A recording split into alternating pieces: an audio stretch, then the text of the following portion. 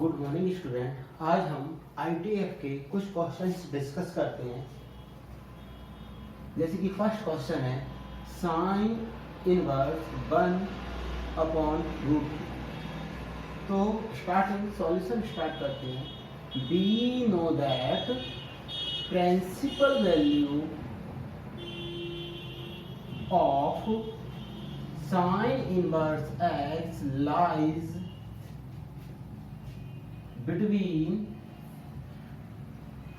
-π/2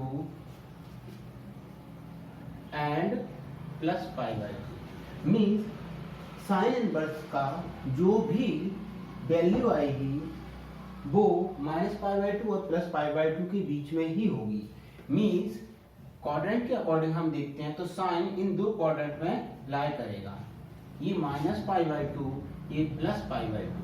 तो जो angle find करेंगे वो इन दोनों क्वाड्रेंट के अकॉर्डिंग फाइंड करते हैं। तो यहाँ हम डायरेक्ट इसे y मान लेते हैं। तो y साइन इनवर्स 1/√2 वैल्यू होती है साइन 45 की। तो इसे हम साइन 45 लिख सकते हैं।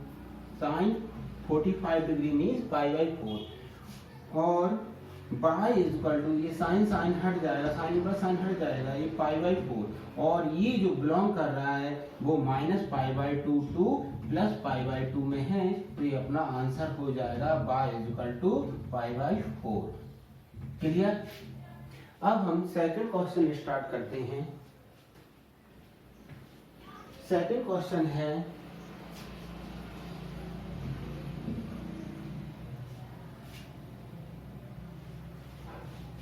Second question sine inverse -1। तो साइन इनवर्स -1 की बात करते हैं। तो -1 वैल्यू होती है साइन में -π/2 की। तो इसे हम लिखेंगे, लेकिन याद रखना इन दो क्वाड्रेंट के अकॉर्डिंग ही वैल्यू लिखना पड़ेगा। तो इसे हम लिखेंगे साइन -π/2। साइन -π/2 की वैल्यू होती है -1, साइन हट जाएगा, y माइनस का π/2 और ये बिलोंग कर रहा है इसकी प्रिंसिपल वैल्यू में, मीन्स -π/2 से +π/2 में। क्लियर। तो y -π/2 आंसर। थर्ड क्वेश्चन करते हैं। एंड आउट कमेंट कर देना। नेक्स्ट क्वेश्चन है cos इनवर्स 0। तो cos इनवर्स की जो वैल्यू होती है वो 0 से पाई में होती है। प्रिंसिपल वैल्यू 0 से पाई में होती है। तो इसके लिए जो क्वाड्रेंट बनेगा वो बनता है 0 से पाई में, यहाँ π/2। इन दो क्वाड्रेंट में cos की वैल्यू लाई करेगी। क्यों? क्योंकि cos इनवर्स की जो वैल्यू होती है वो हमेशा पॉजिटिव आती है।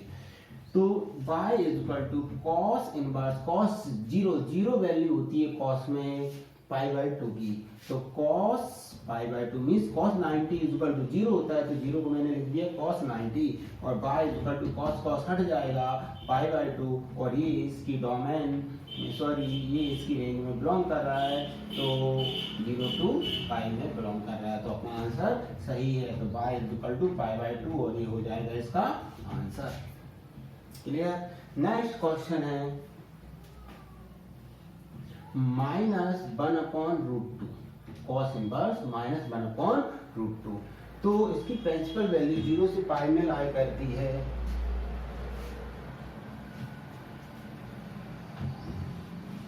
अब -1/√2 वैल्यू होगी। तो 1/√2 क्या होती है? पहले ये देखो, 1/√2 वैल्यू होती है 45 की। 1/√2 वैल्यू होती है 45 की, लेकिन हमें माइनस की चाहिए और इसमें इस सेकंड क्वाड्रेंट में cos नेगेटिव होता है। इसके अकॉर्डिंग हम 180 में से माइनस कर देंगे π/4 तो हमें वैल्यू मिल जाएगी। तो cos पाई माइनस 1/√2 वैल्यू होती है cos π/4 की वैल्यू होती है 1/√2, लेकिन हमें चाहिए सेकंड क्वाड्रेंट में, इसलिए पाई माइनस π/4 कर देंगे। तो ये आंसर जो होगा वो सेकंड क्वाड्रेंट में हो जाएगा। तो y cos इनवर्स cos ये हो जाएगा 3π/4 याद रखना जो भी आंसर ढूंढ के लाएंगे वो इसकी रेंज में होना चाहिए। तो y इज इक्वल टू 3π/4 और ये इसकी रेंज में है 0 to फ्रॉम 0 to π। तो y इज इक्वल टू 3π/4 ये आंसर है। नेक्स्ट क्वेश्चन आप ट्राई करना, ये क्वेश्चन आप ट्राई करना। नेक्स्ट करता हूं मैं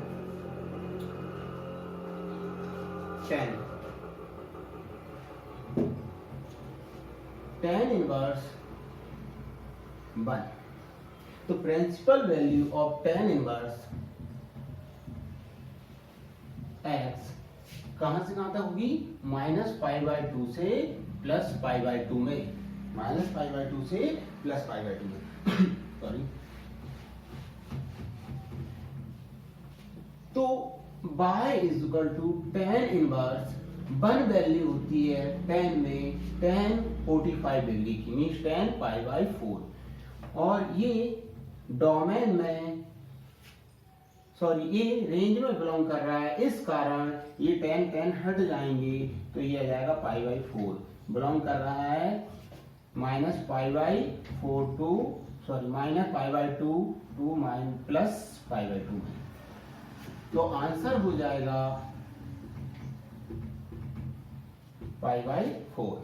अब एक क्वेश्चन और लेते हैं जिसमें 10 नेगेटिव हो।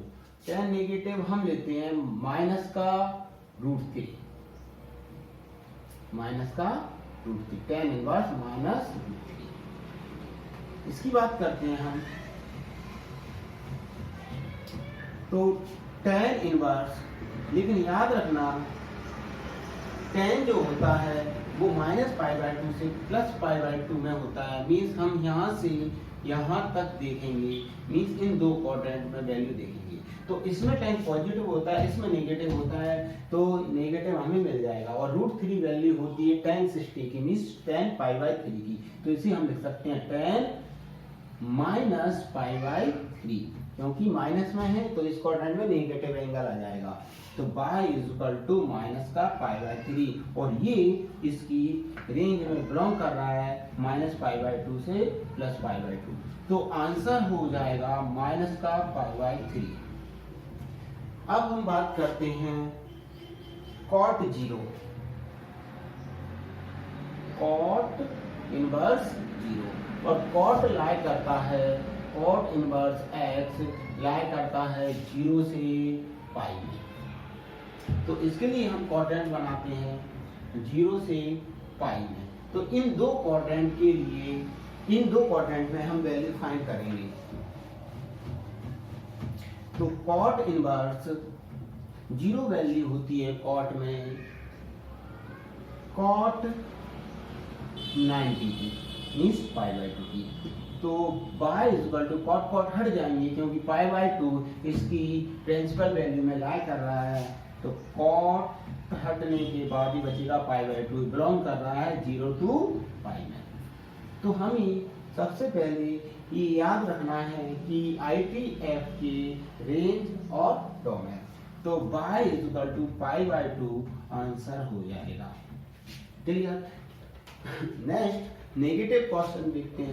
इसमें नेगेटिव वैल्यू है cot इनवर्स -1/√3।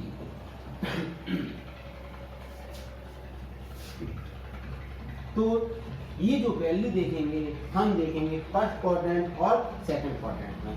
फर्स्ट में तो ये पॉजिटिव होता है, बट सेकंड क्वाड्रेंट में हमें cot नेगेटिव मिलेगा, इसलिए जो भी वैल्यू देखेंगे हम सेकंड क्वाड्रेंट में देखेंगे। इससे पहले हम cot π/3 की बात करते हैं। ये होता है 1/√3, मीन्स π/3 का यूज होगा सेकंड क्वाड्रेंट में जाने के लिए।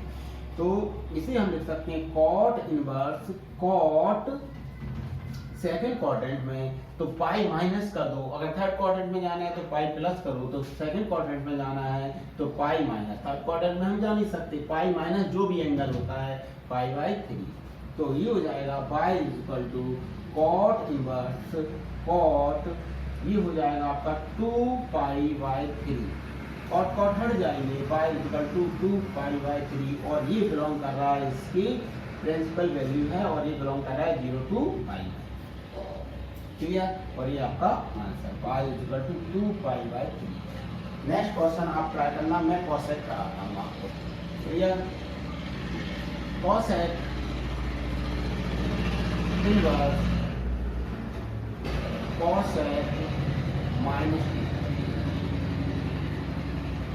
तो principal value of cosec inverse f lies between -π/2 to +π/2।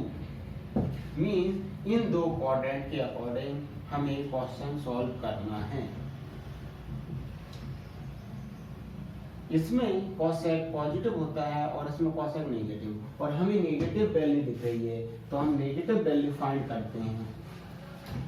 तो y is equal to cosec inverse, अब cosec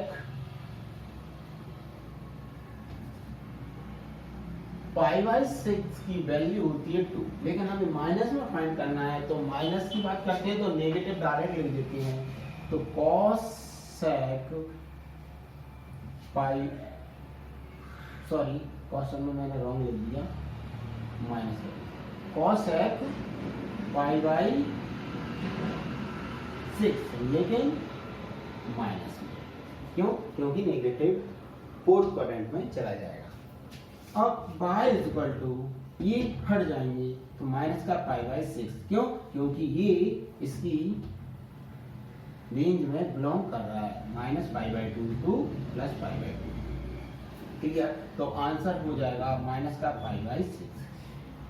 इन दो क्वाड्रेंट के अकॉर्डिंग cosec चलेगा, इसमें नहीं देख सकते थे। क्यों? क्योंकि हमें जो क्वेश्चन सॉल्व करना है ITF के, वो उनकी रेंज के अकॉर्डिंग ही सॉल्व करते हैं। जो भी एंगल आएगा वो रेंज में आएगा आंसर। क्लियर? नेक्स्ट सेक का क्वेश्चन करते हैं। ये क्वेश्चन आप ट्राई करना।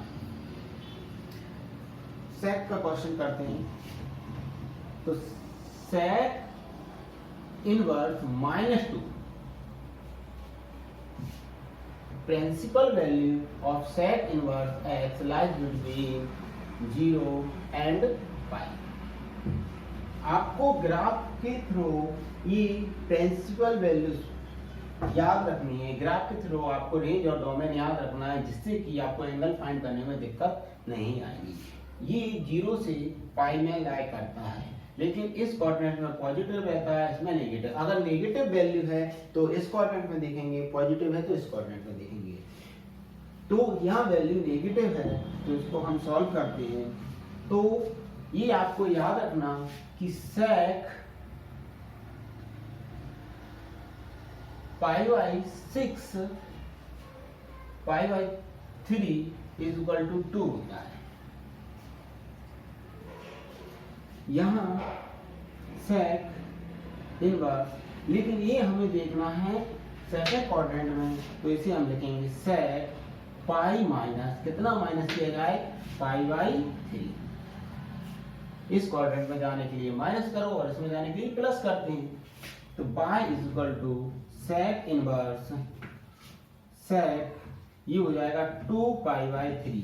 तो y इज इक्वल टू 2π/3 और ये बिलोंग कर रहा है इसकी रेंज में 0 to π। तो आंसर हो जाएगा y is equal to 2π/3। Find out.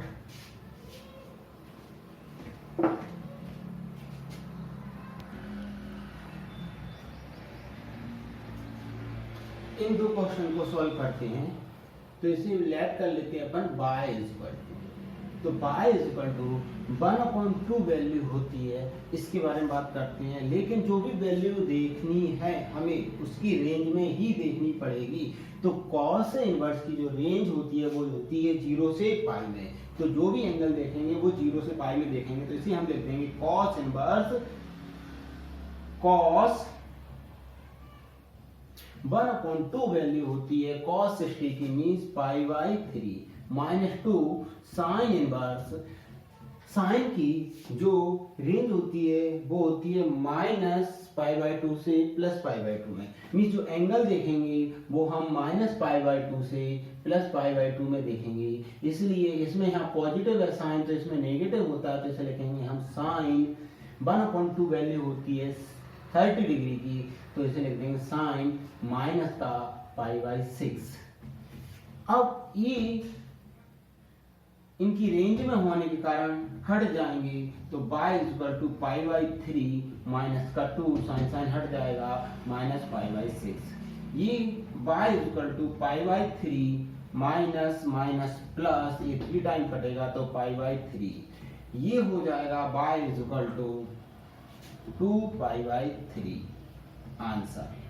यहाँ साइड में लिख देना कि जो cos इनवर्स x है वो बिलोंग करता है 0 to पाई में, और साइन इनवर्स x जो है वो बिलोंग करेगा -π/2 से +π/2। Next question tan inverse let कर लेते हैं y=। अब tan की जो रेंज होती है वो -π/2 से +π/2 में रहती है, तो इसे हम लिखेंगे y=tan इनवर्स इस क्वाड्रेंट के अकॉर्डिंग, मींस इन दो क्वाड्रेंट में, तो इसमें पॉजिटिव इसमें नेगेटिव। तो नेगेटिव की बात करते हैं, तो नेगेटिव लाने से पहले आप ये याद रखें 1/√3 कितनी होती है 30 डिग्री की। 30 डिग्री मींस π/6, तो लेकिन माइनस में है तो माइनस का π/6 प्लस कॉट पॉजिटिव है कोई दिक्कत नहीं है, लेकिन कॉट आपको पता है इन दो क्वाड्रेंट में रहता है, इसमें पॉजिटिव इसमें नेगेटिव, तो कॉट को हम डायरेक्ट लिख सकते हैं कॉट इनवर्स। कॉट 1/√3 होती है 60 की वैल्यू, 60 मींस कॉट π/3 प्लस यहां सॉल्व करना समझना है आपको, तो tan इनवर्स साइन 90 की वैल्यू 1 होती है और साइन -90 डिग्री की वैल्यू -1 होगी, तो इसको हम लिख देंगे -1। अब y यहाँ ये tan हट जाएगा माइनस का π/6, यहाँ cot हट जाएगा π/3 प्लस tan इनवर्स। अब फिर से हम इसको देखते हैं, और tan आपको मैंने बताया था -π/2 से +π/2 में वैल्यू लेगा, इसलिए इसे हम लिखेंगे tan इनवर्स tan माइनस का π/2। तो y माइनस का π/6 प्लस π/3 और ये हट जाएगा माइनस का π/2। इनको सॉल्व करना है आपको और आंसर आपका आ जाएगा। क्लियर? यहाँ साइड में एक नोट लिखना, क्योंकि since tan inverse x belongs to open interval -π/2 to +π/2। हाँ याद आया, थोड़ी देर पहले मैंने इसे क्लोज में लिख दिया था पिछले क्वेश्चन में, याद रखना ओपन में रहता है। और cot inverse x belongs to 0 to π। Clear? Answer आ जाएगा आपका।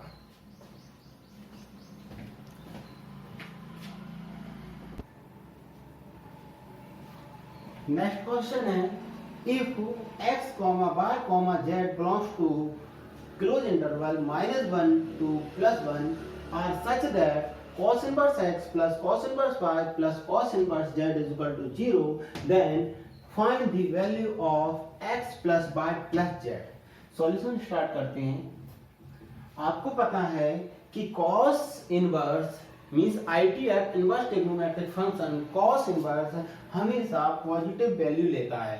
कहां से कहां तक होता है ये आपको पता है, 0 to π में, तो 0 to π में पॉजिटिव वैल्यू लेता है, इसलिए पॉजिटिव वैल्यू से मतलब है इसका जो रेंज है वो पॉजिटिव होती है। तो ये भी आपको पॉजिटिव पता है, ये भी पता है ये पॉजिटिव है, और ये भी पता है ये भी पॉजिटिव है। और 3 पॉजिटिव नंबर्स या 3 पॉजिटिव एंगल्स का सम 0 तभी पॉसिबल है जब तीनों 0 हों, क्योंकि यदि 2 नंबर का सम करते हैं तो एक पॉजिटिव और एक नेगेटिव है तो रिजल्ट 0 मिलेगा, और अगर तीनों पॉजिटिव हैं और रिजल्ट 0 है, इसका मतलब यह है कि तीनों 0 हैं। We know that, solution start करते हैं। We know that ITF inverse trigonometric function cos inverse x is positive, and then sum of three positive quantities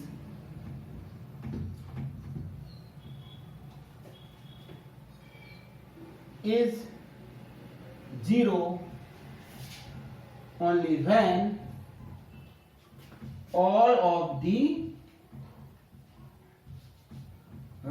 every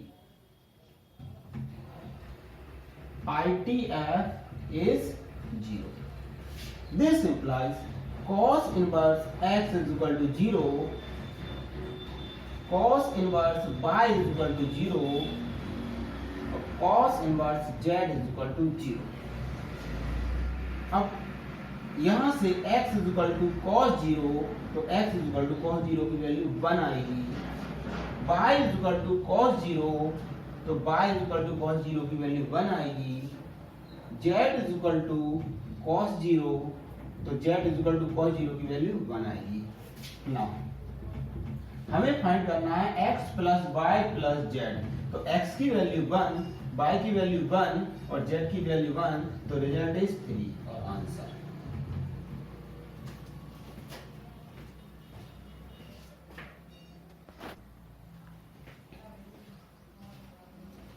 अब आपका होमवर्क है, आप सभी ITF के ग्राफ बनाएं, प्रैक्टिस करें और रेंज डोमेन याद करें और याद रखने की कोशिश करें। क्लियर? नेक्स्ट वीडियो में मिलते हैं।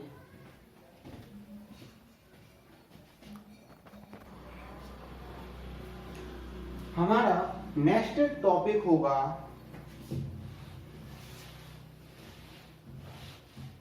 Addition and subtraction of ITF. Okay, thank you.